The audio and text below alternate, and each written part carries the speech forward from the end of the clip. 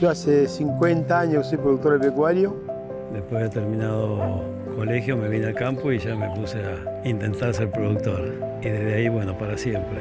Cuando uno siembra, cada grano que pone en su tierra, en su campo, es el futuro.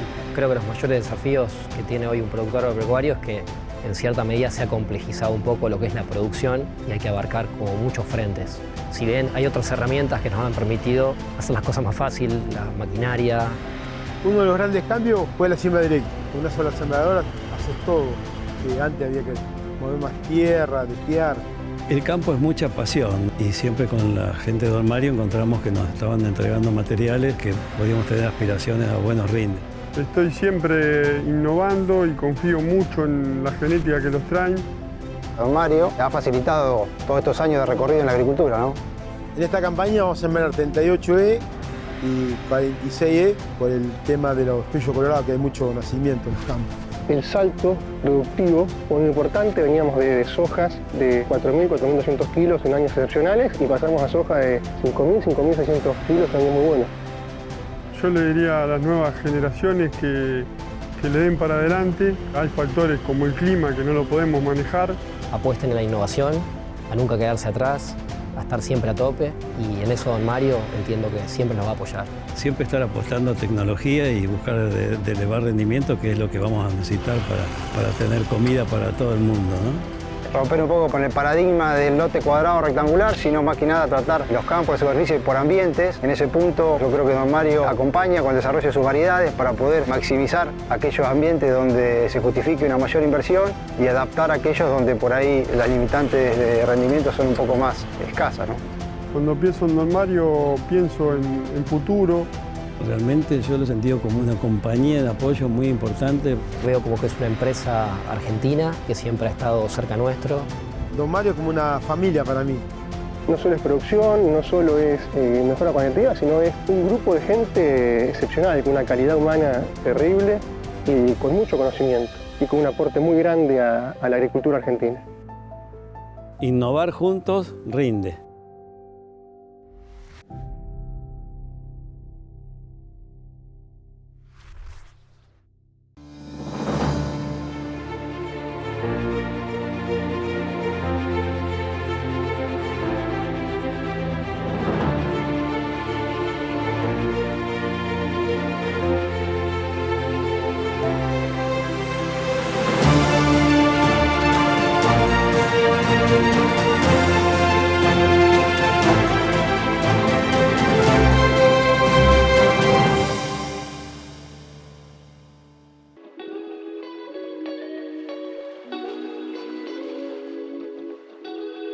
Buenas tardes a todos, ¿cómo están? Bienvenidos a una nueva charla técnica online. Desde Agroconsultas, como siempre, agradecemos a la Facultad de Agronomía de la Universidad de Buenos Aires por sumarse a esta iniciativa y por darnos la posibilidad de contar con su plantel docente o de investigadores que los ponen a disposición para que vengan a contarnos todo el conocimiento y experiencias que van adquiriendo, ¿sí? Para que ustedes, como siempre decimos, del otro lado de la pantalla puedan tomar mejores decisiones con ese conocimiento o resolver problemáticas de producción que pudieran tener. En esta oportunidad, la charla se titula Más de 30 años de teledetección satelital, para que sí, para que no, y un tal vez.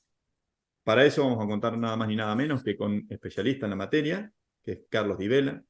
Carlos se graduó como ingeniero agrónomo de esta facultad, de la Facultad de Agronomía de la Universidad de Buenos Aires, y se doctoró en el Instituto Nacional de Agronomía de París, Grignon, en Francia. Desde el 98, desde 1998 hasta 2019, fue investigador en el Instituto de Clima y Agua del INTA, donde alcanzó el cargo de director. Desde 2006 es investigador del CONICET, donde actualmente es investigador independiente. Él también es profesor de la Facultad de Agronomía de la Universidad de Buenos Aires y actualmente tiene un cargo de profesor adjunto regular. La investigación de Carlos se centra en la aplicación y desarrollo de la teledetección y las aplicaciones de los sistemas de información geográfica al estudio, la gestión y el monitoreo de los recursos naturales y los agroecosistemas. Además, Carlos tiene numerosas presentaciones en relación a estas temáticas, en congresos, en artículos publicados en revistas revisadas por pares y varios capítulos de libros. Así que, el más indicado para venir a hablarnos de estos temas. ¿Cómo estás, Carlos? Buenas tardes. ¿Qué tal? Buenas tardes, un placer. Bueno, Carlos, como dije, es un gusto tenerte acá. Solo déjame decirle a la audiencia que pueden hacerle consultas a Carlos por escrito en los comentarios que aparecen ahí en la página, ¿sí? Carlos después no va a responder en vivo, sino que después se tomará el tiempo para poder responderlas por escrito a cada uno de ustedes. Así que si en caso de que tuvieran consultas o comentarios, pueden hacerlos allí. Y luego también avisarles que van a poder repasar esta charla de Carlos las veces que necesiten en este mismo link. Y que yo con esto los dejo con Carlos para que disfruten. Nos vemos al final, Carlos. Muy bien, muchas gracias. Bueno, para mí es un placer, gracias por esta invitación, esta oportunidad de charlar un rato acerca de esta temática tan apasionante y que me involucra desde hace ya casi 20 y pico de años. Así que después de esa cantidad de años en la cual trabajo con esta herramienta, nos pareció una linda temática poder hablar de cómo es hoy el actual grado de desarrollo de esta herramienta, su aplicabilidad, sus limitaciones y cuáles son las precauciones que hay que tomar en algunos casos. Así que espero la presentación sea de su agrado y le hemos puesto, como dice ahí, más de 30 años de teledetección, para que sí, para que no y un tal vez. Seguramente no vamos a abordar en esta charla todas las temáticas que uno quisiera, pero bueno, yo hice un pequeño resumen de algunas de ellas. En esta charla vamos a hablar un poquito, seguramente voy a empezar con una introducción al sensoramiento remoto. Me parece que siempre está bueno hacer una pequeña introducción de qué es esta herramienta. Después voy a contar algunas aplicaciones en agricultura de precisión y discutir eso de el tal vez, para que sí, para que no. Aplicaciones en ganadería y finalmente el plato fuerte que tiene que ver con aplicaciones en agricultura.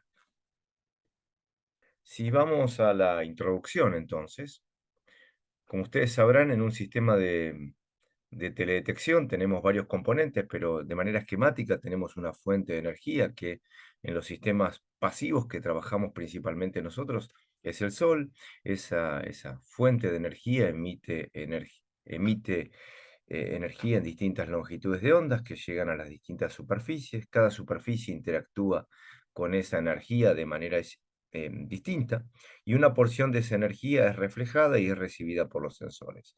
También todo cuerpo emite energía en longitudes de onda más largas, principalmente en el infrarrojo térmico, que también son registrados por sensores pasivos, en este caso a bordo de plataformas satelitales, pero pueden ser plataformas terrestres, aerotransportadas, drones, etc. ¿Estamos?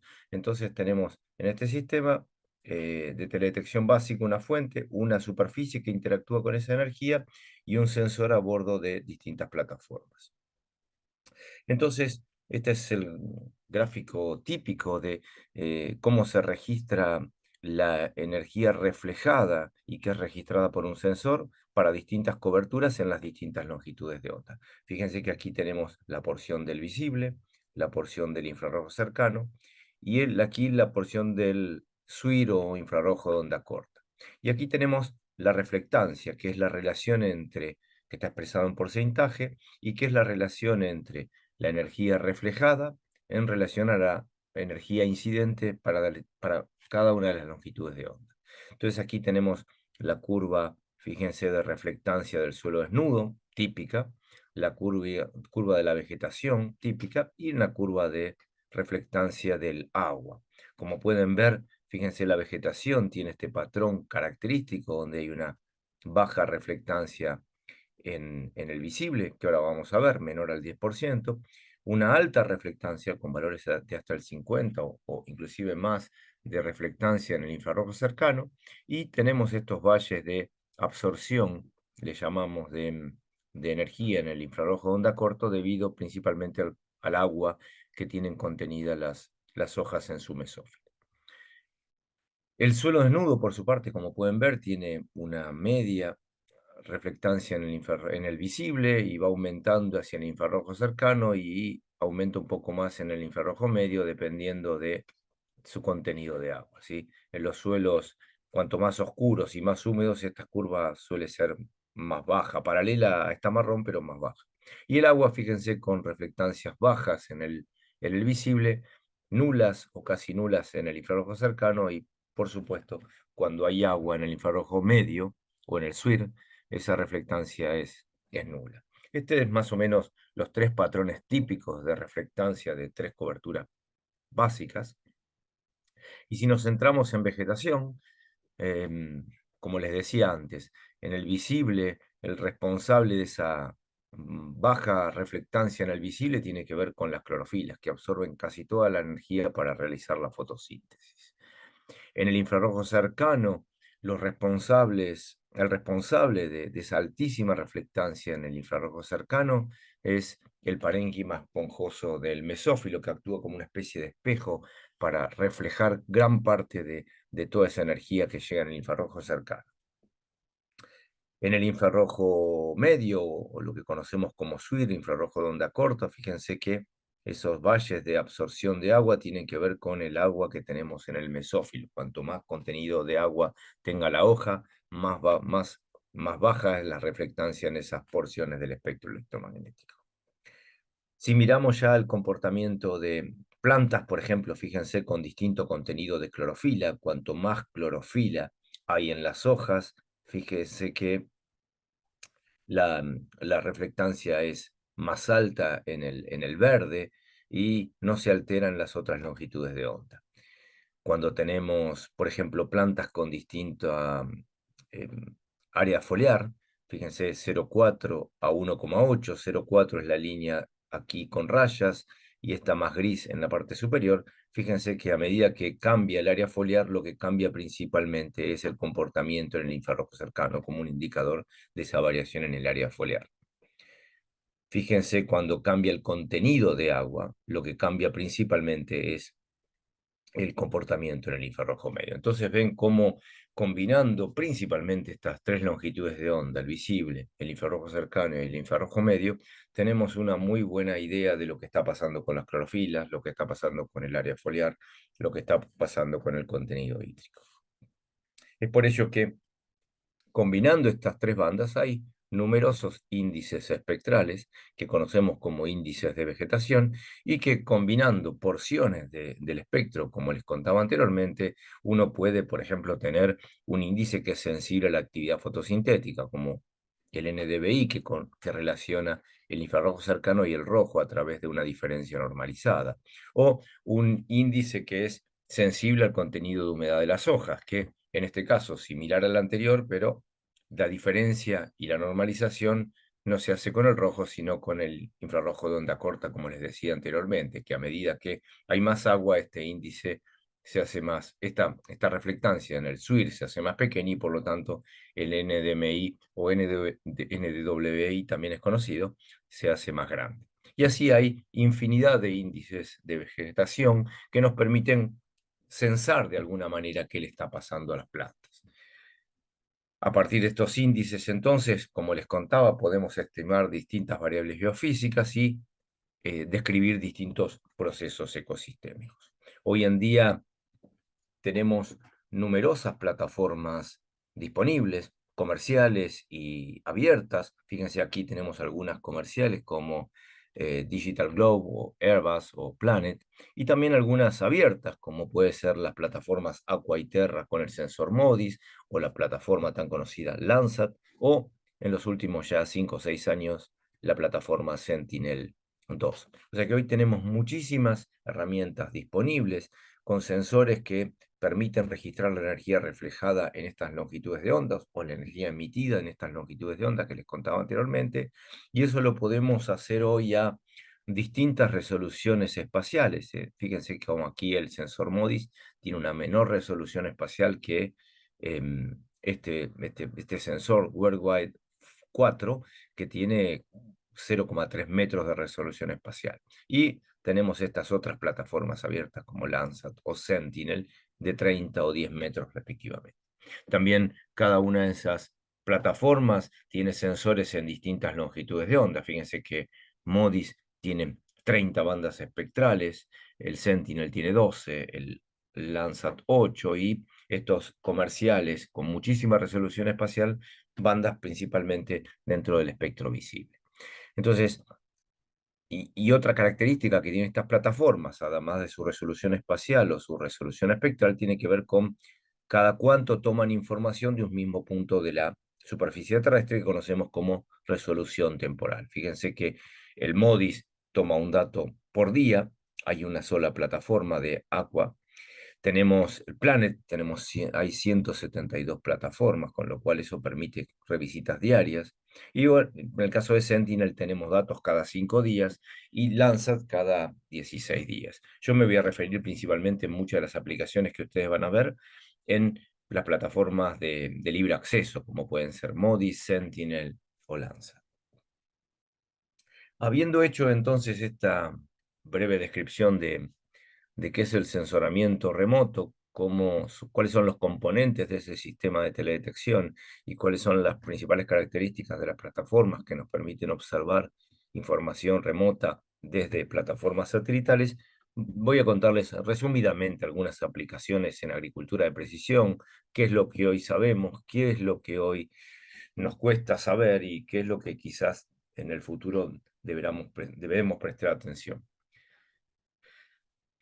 Fíjense, este es un review muy interesante del año pasado, que se analizaron todos los trabajos publicados con plataformas aerotransportadas, y fíjense que se resumen como los principales beneficios de los drones en la agricultura, la posibilidad de mejorar la resolución espacial y temporal, ¿sí? En todo lo que tiene que ver con agricultura precisión. Evidentemente, tener un dron que uno puede volar cuando quiere, donde quiere, facilita mucho todas las actividades de agricultura de precisión, ¿sí? Ha permitido también, a través de esta revisión, mejorar las clasificaciones y el seguimiento de los cultivos, ha permitido mejorar las aplicaciones asociadas al uso de fertilizantes o al monitoreo de estrés hídrico en los cultivos, ha mejorado la estimación de biomasa, la estimación de rendimiento y en muchos casos también ha permitido la detección de enfermedades o de plagas, ¿sí? Esto en definitiva es lo que aparece como las grandes ventajas o beneficios del uso de drones en la agricultura. Sin embargo, hoy todavía, a pesar de esos beneficios, tenemos unas cuantas barreras a la adopción, ¿sí? Muy lejos de que la tecnología asociada a los drones hoy sea una solución a todos los problemas, todavía tiene algunas barreras a la adopción. Y fíjense que aquí están un poco descritas cuáles son esas barreras. La seguridad de los datos, ¿sí? Está en todas estas soluciones poder implementar soluciones tecnológicas para mejorar la seguridad de los datos es bastante importante. Fíjense también que la integración de toda la información obtenida con drones y la interoperabilidad de toda esta información a veces es un poco dificultosa, con lo cual esta interoperabilidad con otras fuentes de información a veces es una barrera. Los costos de implementación también, ¿sí? Muchas veces los costos, piensen que las plataformas satelitales en gran parte de los casos, las que les contaba anteriormente, son de libre acceso y gratuitas, mientras que en el uso de plataformas de drones eso es un poco más costoso. El conocimiento que hay que tener y la experiencia para poder tratar esta información también es una barrera. La duración, ¿sí? El tema de las baterías y la duración del vuelo muchas veces limita la utilización de estas plataformas debido a la poca capacidad de relevar grandes superficies debido a la duración de las baterías. Fíjense que también hay limitaciones en cuanto a la carga efectiva que pueden tener estos drones. Hay muchísimas regulaciones también para su uso y muchas veces el interés que hay de los agricultores es un poquito limitada. Así que seguramente es una gran herramienta. El para que sí, como les contaba anteriormente, al tener sensores que registran información en esas longitudes de ondas que les contaba anteriormente, que son útiles para seguir a la agricultura o a la ganadería o a otros recursos naturales, es muy importante, pero aún hay unas cuantas barreras a que su aplicación sea masiva y de uso frecuente, por lo menos en nuestro país. Fíjense que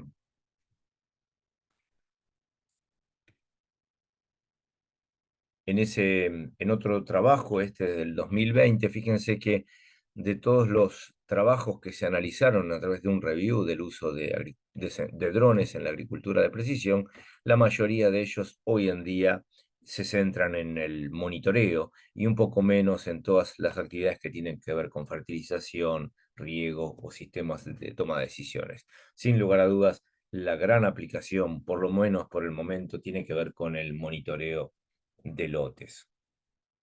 Y cuando miramos qué cultivos se siguen principalmente, eh, sin lugar a dudas el maíz, la caña de azúcar, el trigo, el algodón, son los principales cultivos que hoy por lo menos son los principales cultivos a los que los trabajos que están publicados utilizando este tipo de plataformas recurren más frecuentemente. Si fijamos las temáticas que están más asociadas, fíjense que hay una gran variedad de aplicaciones, desde la cosecha, el riego, la fertilización, a la siembra, el control de malezas y otras actividades. O sea que están las actividades en las cuales hoy se distribuyen el uso de estas plataformas es bastante variada, ¿sí? Así que, como resumiendo un poco en el uso de los drones, tenemos aplicaciones bien variadas, usos bien variados, grandes posibilidades de aplicación en muchísimas áreas, tanto del sector agrícola como el sector ganadero y de los agroecosistemas, pero con todavía algunas barreras. Si vamos a aplicaciones ahora en ganadería, yo resumí algunas, sí, en esta presentación quizás dé para otras más, pero resumiendo en algunas aplicaciones para la ganadería, me pareció que era una interesante, era cómo hacemos el seguimiento de pasturas a través de sensores remotos. Fíjense, ahí aparece en este mapa global la distribución de pasturas a nivel global. Fíjese la enorme importancia que tiene este recurso a nivel mundial y la posibilidad que nos dan los sensores remotos y principalmente las plataformas satelitales para poder relevar esta cantidad de recursos en tiempo real, de manera objetiva y a bajo costo.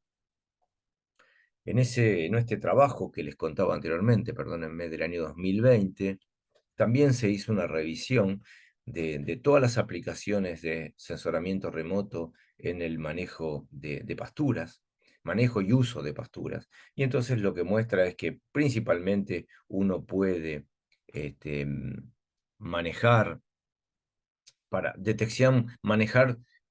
detectar distintos tipos de manejo a través de clasificación de la información remota, o uno también puede estimar a partir de sensores remotos la intensidad de uso, ya sea la intensidad de pastoreo, la frecuencia de corte y el uso general en cuanto a intensidad. Y para eso, utilizando sensores remotos y esta información espectral, uno puede acudir ya sea a clasificaciones o a correlaciones que de alguna manera relacionen la información medida por los sensores remotos y la verdad de terreno.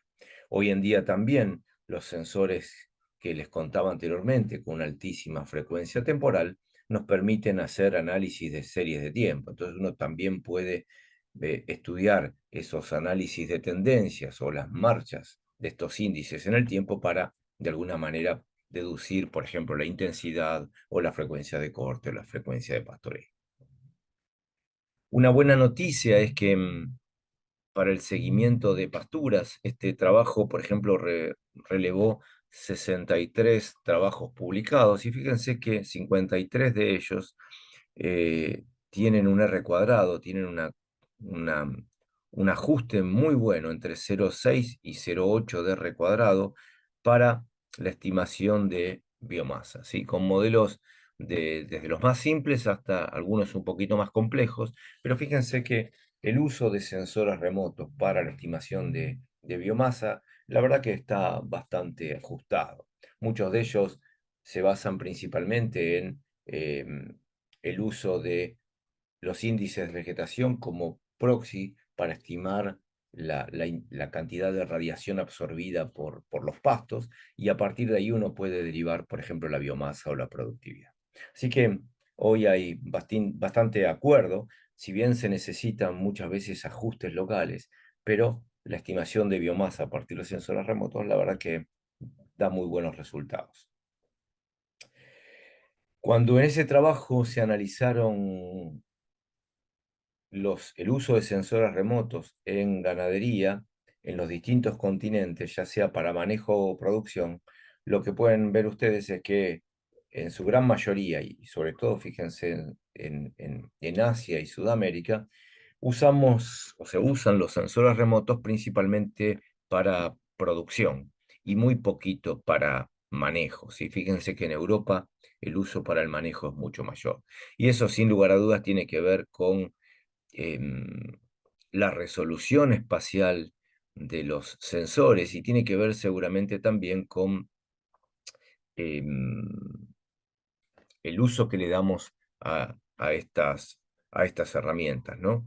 Entonces, nosotros principalmente en nuestro continente lo usamos para poder estimar producción y el manejo en estos sistemas ganaderos extensivos se hace bastante difícil a través de los sensores remotos, ¿sí? Donde tenemos animales en continuo pastoreo y donde es muy difícil coordinar o tener una precisión importante entre el pasaje del sensor y los animales comiendo en el campo. Entonces se dificulta todo lo que tiene que ver con frecuencia de corte o intensidad de corte por el manejo en que tenemos en estos continentes, ¿sí?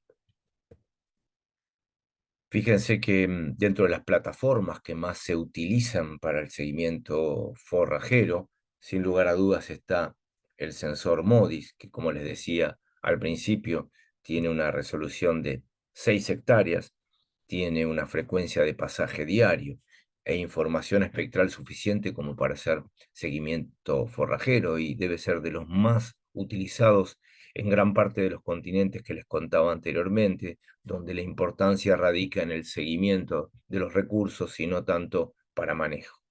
En orden decreciente de aplicaciones, fíjense Landsat, el sensor ABHR NOAA, Spot, y hoy más frecuentemente, esto es por lo reciente de este sensor Sentinel, pero esto seguramente va a ir aumentando en el futuro. Otra aplicación que a veces llama la atención tiene que ver con contar animales, y me pareció interesante contar un poquito. Siempre se habla de esta posibilidad de contar animales a partir de sensores remotos. Hay muchísimas maneras de que uno podría pensar en el recuento de animales a campo a través del uso de sensores remotos. Uno puede ser observando las imágenes y haciendo un conteo manual. Otro podría ser clasificando imágenes, ¿sí? Otra podría ser a través de clasificaciones. Uno también podría combinar información térmica e información visible. Se supone que los animales tienen una temperatura en el cuerpo mayor que la temperatura de superficie de la vegetación, y eso, usando información visible y térmica, uno también podría separarlas. Pero la verdad es que todavía la detección de animales a partir de imágenes sigue siendo bastante problemática en muchas situaciones. Los estudios demuestran que es solo posible en superficies muy pequeñas y con entornos muy homogéneos, que cuando uno quiere llevar esta herramienta a algo más automático, donde la vegetación es mucho más heterogénea, la posibilidad de hacerlo de manera automática es bastante limitada. Así que bueno, aquí les presenté rápidamente dos aplicaciones en ganadería, una para seguimiento de forrajes, donde vimos su gran aplicabilidad, y otra que tenía que ver con esta anécdota de contar animales, y que muchas veces estamos interesados en poder tener esas estimaciones de carga animal a partir de sensores remotos, y que en muchos casos se nos hace bastante difícil, sobre todo en algún tipo de recursos forrajeros. Finalmente, querría contarles algunas aplicaciones en agricultura y cuáles son las oportunidades, cuáles son las limitaciones que hoy se están viendo en el uso de sensores remotos en esta temática. Este trabajo es muy interesante y es un trabajo de un italiano que hizo en el 2018, hizo una revisión de todos los trabajos que había publicados con el uso de sensores remotos en maíz. Así que este trabajo se centra en maíz, pero muchos de estos resultados se ajustan también a otros cultivos. Pero nos da una idea un poco de cuál es el grado de ajuste que hoy podemos obtener de la información espectral con los datos de producción a campo de cultivos extensivos, como en este caso puede ser el maíz. Quizás los gráficos van a ser así, son un poco complicados, pero yo los voy a tratar de resumir un poco. Fíjense aquí, lo que está contando básicamente este árbol de decisión es que de todos los trabajos publicados que se analizaron, que fueron 91 trabajos para maíz, lo que encontraron es que para la estimación de la concentración de clorofila en el maíz, puedo obtener ajustes de hasta un R² de hasta 0,87 si uso todas las bandas espectrales disponibles, ¿sí? En cambio, cuando utilizo solamente bandas visibles, principalmente en el verde y sobre todo en la porción reproductiva del maíz, puedo llegar a 0,68. ¿Sí? Entonces, de alguna manera lo que nos cuenta este trabajo es que, como les contaba, hay una gran asociación entre la información registrada por los sensores remotos en la porción visible y la concentración de clorofila, que son en gran medida los responsables de la absorción en esas longitudes de onda. Cuando tratamos de usar bandas hiperespectrales con muchísimas bandas en el espectro, podemos llegar a valores de ajuste bastante buenos. Pero fíjense que cuando nos concentramos solo en la porción visible, principalmente en el verde, con sensores pasivos, fíjense que el ajuste es bueno y llega al 0,68. Esto para estimar la clorofila de las plantas. Cuando queremos estimar el contenido de nitrógeno de las hojas de maíz, en este caso se revisaron 148 trabajos, fíjense que cuando se trabaja a nivel de hoja, acá la L tiene que ver con hoja, cuando trabajamos a nivel de hoja, el ajuste puede ser del 82%, ¿sí? Del R² de 0,82, un excelente ajuste. Pero claro, cuando nos vamos al canopeo, las Cs de canopeo, el ajuste baja, ahí empieza a influir la estructura, las sombras, las formas, la inclinación de las hojas, un montón de aspectos que tienen que ver con la arquitectura de las hojas en el canopeo, que fíjense ustedes cómo baja el ajuste que hay entre la posibilidad de estimar la concentración de nitrógeno cuando nos vamos a nivel de canopeo. Ahora, si utilizamos muchísimas bandas espectrales en gran parte de entre B6 y B9, o entre B10 y la parte reproductiva, o sea, en los estadios más avanzados del cultivo, fíjense que el R² llega a lo sumo a 0,62. Estamos, entonces, en esto de estimar nitrógeno, muy buenos resultados a nivel de hoja, pero a nivel de canopeo tenemos estos valores como los máximos obtenidos para los trabajos que se revisaron utilizando todas las bandas espectrales en los momentos más avanzados del cultivo. Fíjense que si pretendiéramos mirar el contenido de nitrógeno en las hojas de maíz a nivel de canopeo en estadios iniciales de B1 o B6, fíjense que el R² máximo obtenido es de 0,41. Entonces, un poquito va viendo la audiencia cuáles son las limitaciones, ¿no? de poder usar estas herramientas y que nos encontramos con la limitación del canopeo, o que es lo que nos interesa principalmente en producción, y que cuando en estadios iniciales, donde puede haber mucha interferencia al suelo desnudo, la precisión se dificulta. Cuando nos acercamos a los momentos reproductivos puede andar un poco mejor, pero ahí necesitamos muchas más bandas espectrales, lo cual se limita cuando usamos, por ejemplo, un dron o cuando usamos algunas plataformas satelitales.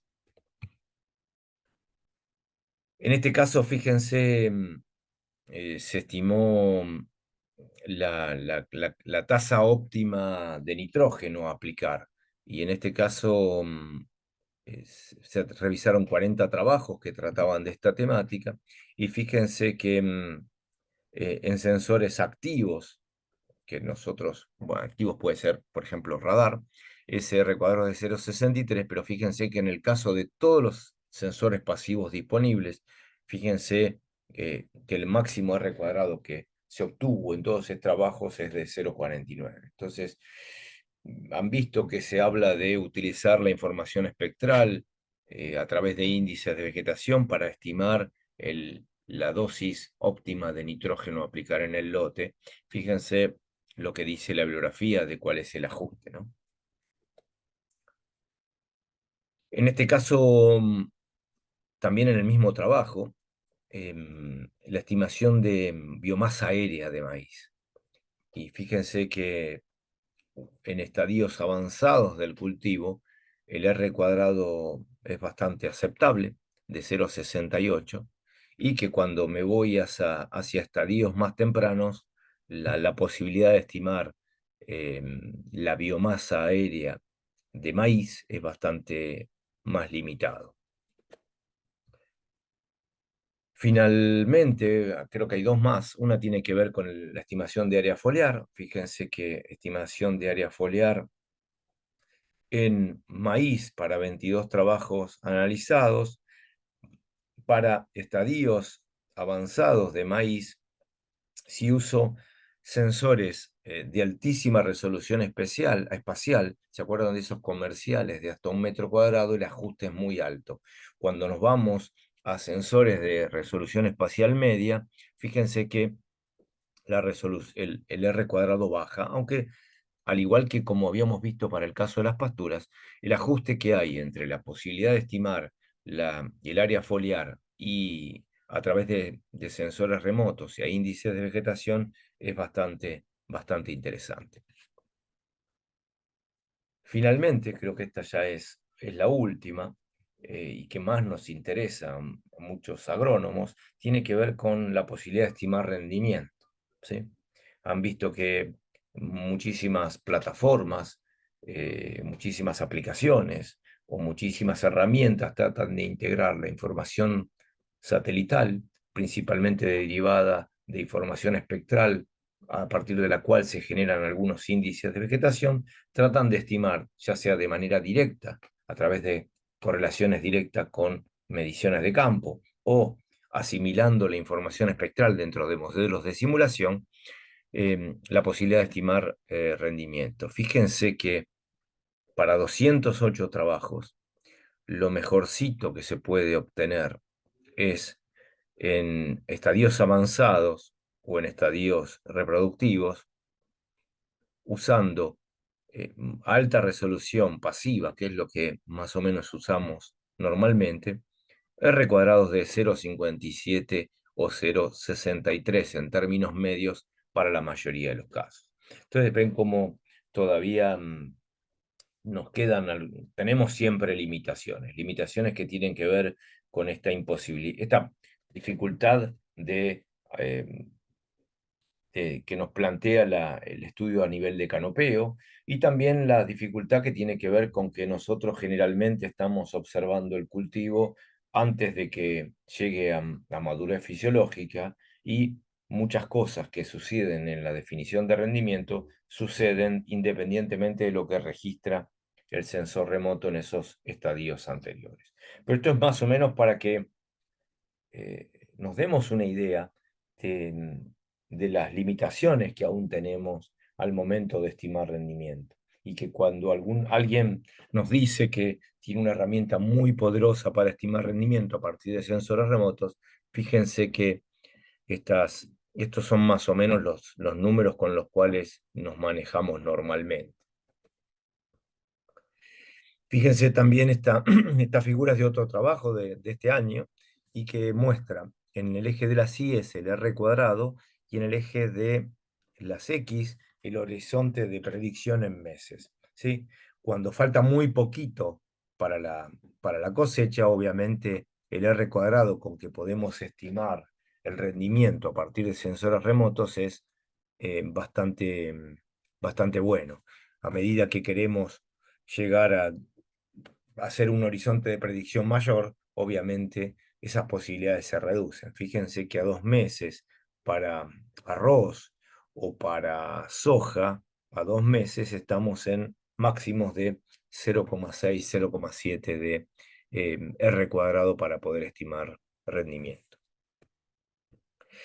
Bueno, más o menos esto es lo que tenía para contarles, ¿sí? Tenía para contarles que por lo menos hice una revisión de algunas de las aplicaciones. Esto daría para muchísimas charlas más, pero quería contarles que hay aplicaciones en las que podemos ser más exactos y precisos. Fíjense, podemos darle bien al objetivo y con datos bien precisos, bien juntitos. Y eso lo estamos logrando bastante bien en pasturas, me parece, y lo estamos tratando bien en recursos forrajeros o en algunas variables de cultivos, pero no en otros, ¿sí?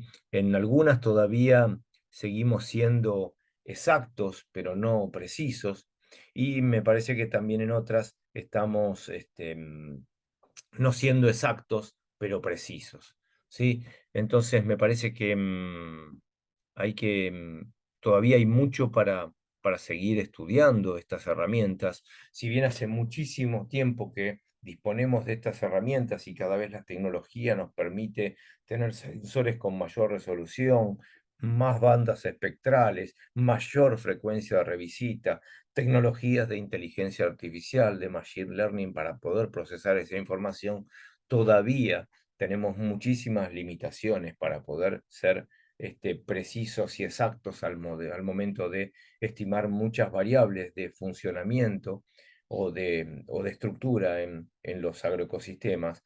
Así que todavía hay mucho por hacer, hay muchas herramientas disponibles muy útiles, pero muchas de ellas hay que tomarlas con cuidado y seguramente complementarlas con otras herramientas. Muchas gracias. Bueno, Carlos, muchas gracias. Muy buenos todos los contenidos. Ayuda a llevar un pantallazo muy completo de lo que decía tu título, digamos, todas estas cosas, para qué sí, para qué no, y para otras, ese tal vez que dependerá de la prueba y el avance de todo esto que se viene logrando. Así que Y vos sabés muchas que gracias. a mí estoy tratando de... Ahí está. Estoy tratando de... siempre, viste a ver, hace 30 años que tenemos satélites y más o menos operativos. Y uno quisiera que estas herramientas ya estén instaladas y útiles para todo. Y la verdad es que en algunos casos nos ofrecen esa herramienta como una solución a todos los problemas. Y algunos nos dicen que no sirve para nada. Y hay que tener un poquito de mesura, tanto de un lado como del otro. Hay muchísimas herramientas que son muy útiles, hay otras que usarlas con mucho cuidado y hay otras que hay que tomarlas como que es lo único que hay y que es mejor tener eso que no tener nada. Así que ojalá esta charla haya servido un poquito para eso. Exactamente, eso era lo que apuntaba, digamos.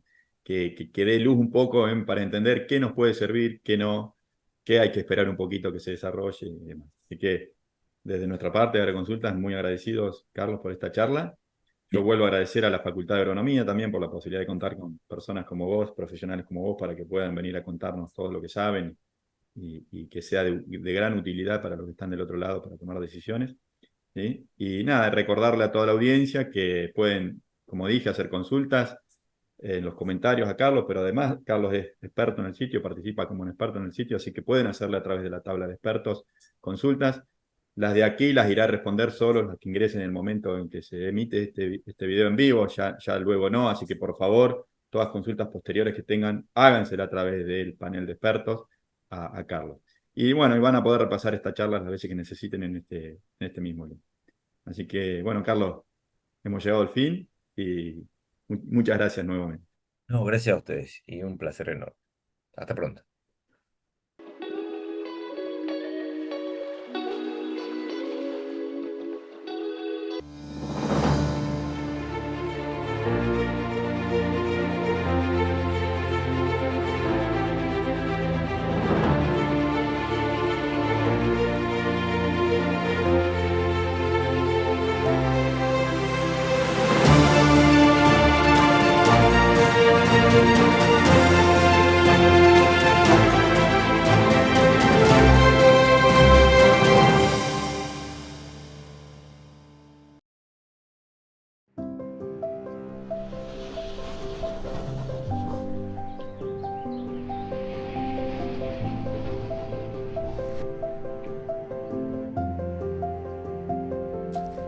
Yo hace 50 años soy productor pecuario. Después de terminado colegio me vine al campo y ya me puse a intentar ser productor. Y desde ahí, bueno, para siempre. Cuando uno siembra, cada grano que pone en su tierra, en su campo, es el futuro. Creo que los mayores desafíos que tiene hoy un productor agropecuario es que en cierta medida se ha complejizado un poco lo que es la producción y hay que abarcar como muchos frentes. Si bien hay otras herramientas que nos han permitido hacer las cosas más fácil, la maquinaria. Uno de los grandes cambios fue la siembra directa. Con una sola sembradora haces todo. Que antes había que mover más tierra, desviar. El campo es mucha pasión y siempre con la gente de Don Mario encontramos que nos estaban entregando materiales que podíamos tener aspiraciones a buenos rindes. Estoy siempre innovando y confío mucho en la genética que los traen. Don Mario ha facilitado todos estos años de recorrido en la agricultura, ¿no? En esta campaña vamos a sembrar 38E y 46E por el tema de los tuyos colorados, que hay mucho nacimiento en los campos. El salto productivo fue muy importante, veníamos de sojas de 4.000, 4.200 kilos en años excepcionales y pasamos a soja de 5.000, 5.600 kilos en años muy buenos. Yo le diría a las nuevas generaciones que le den para adelante. Hay factores como el clima que no lo podemos manejar. Apuesten en la innovación, a nunca quedarse atrás, a estar siempre a tope y en eso Don Mario entiendo que siempre nos va a apoyar. Siempre estar apostando a tecnología y buscar de elevar rendimiento, que es lo que vamos a necesitar para tener comida para todo el mundo, ¿no? Romper un poco con el paradigma del lote cuadrado rectangular, sino más que nada tratar los campos de superficie por ambientes. En ese punto yo creo que Don Mario acompaña con el desarrollo de sus variedades para poder maximizar aquellos ambientes donde se justifique una mayor inversión y adaptar aquellos donde por ahí las limitantes de rendimiento son un poco más escasas, ¿no? Cuando pienso en Don Mario pienso en futuro. Realmente yo lo he sentido como una compañía de apoyo muy importante. Veo como que es una empresa argentina que siempre ha estado cerca nuestro. Don Mario es como una familia para mí. No solo es producción, no solo es mejora cualitativa, sino es un grupo de gente excepcional, con una calidad humana terrible y con mucho conocimiento y con un aporte muy grande a la agricultura argentina. Innovar juntos rinde.